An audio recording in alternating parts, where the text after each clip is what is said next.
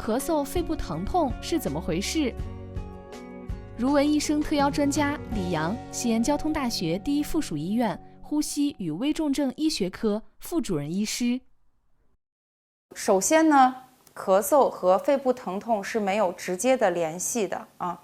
我们常说的肺部疼痛可能是由于炎症波及到了胸膜，引起病人咳嗽或者是深呼气、深吸气的时候出现的疼痛。这种疼痛是因为脏层胸膜和壁层胸膜相摩擦而引起的疼痛，并不是因为咳嗽而引起的疼痛。因此呢，当出现胸痛的时候，还是建议大家去做胸部的 CT 或者是胸部的 X 线片，我们获得影像学的诊断，更利于下一步治疗和诊断。